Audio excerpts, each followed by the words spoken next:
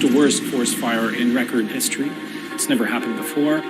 The fires are more intense.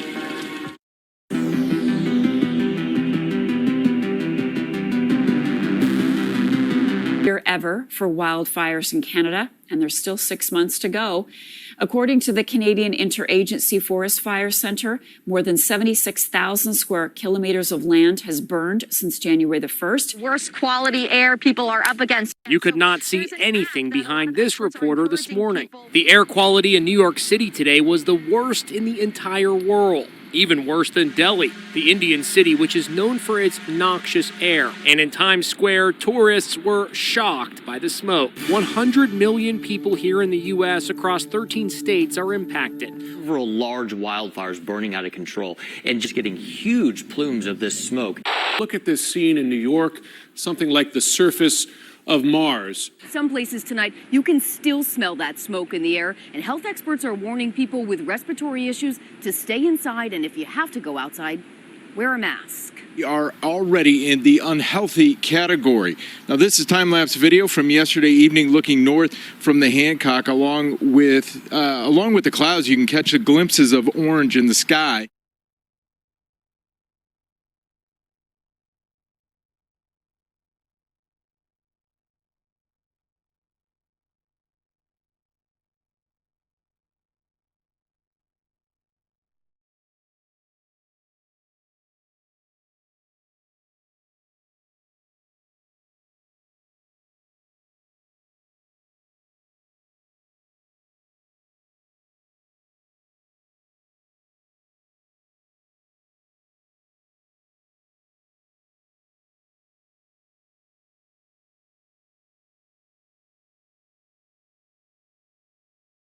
The smoke is going higher into the atmosphere.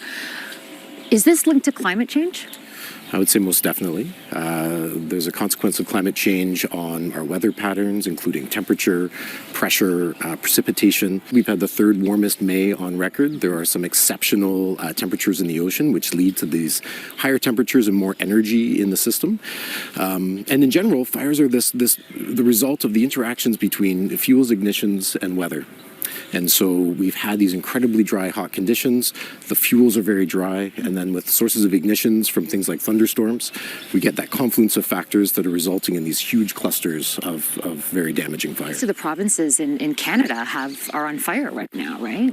Yeah, it is unusual to have this much fire activity this early in the season.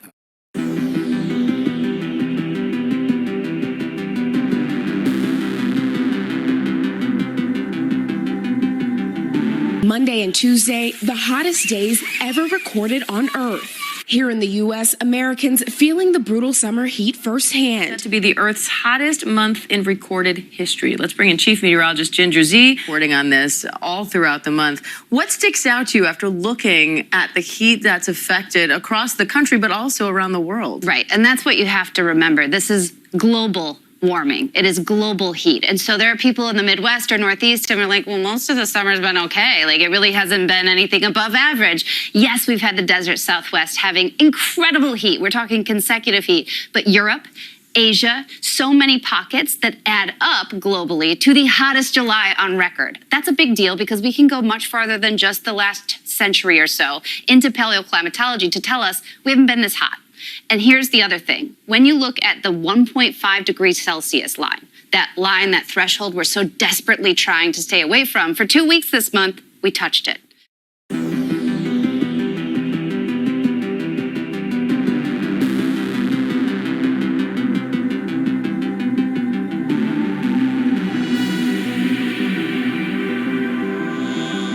Coral?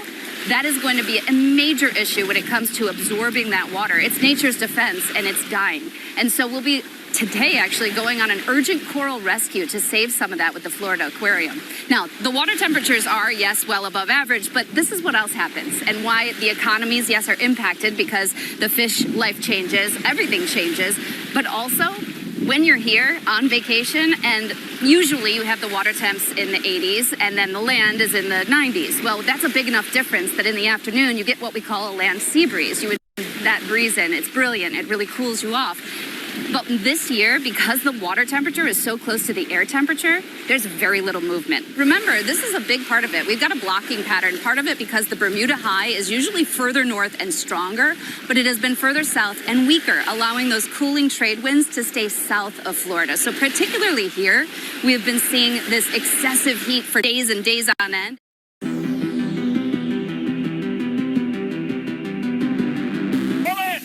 Desperation on the island of Rhodes, Greece,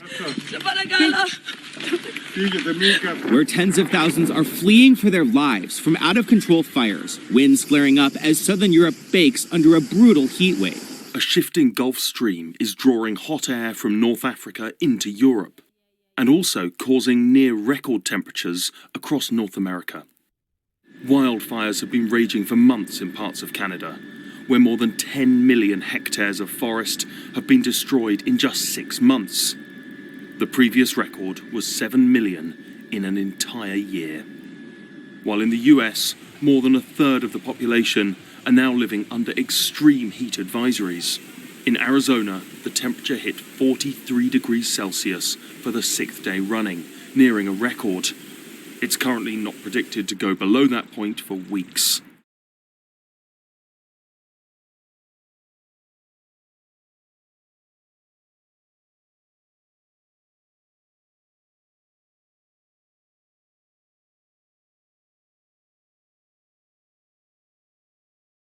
To 111 overnight as we learn more about what may have sparked the first fire. Authorities declaring that brush fire under control around 9 a.m., but then lost control of the flames hours later when the winds caused a flare-up to spread. Watch as this security camera captures what could be an early trigger in that devastating wildfire.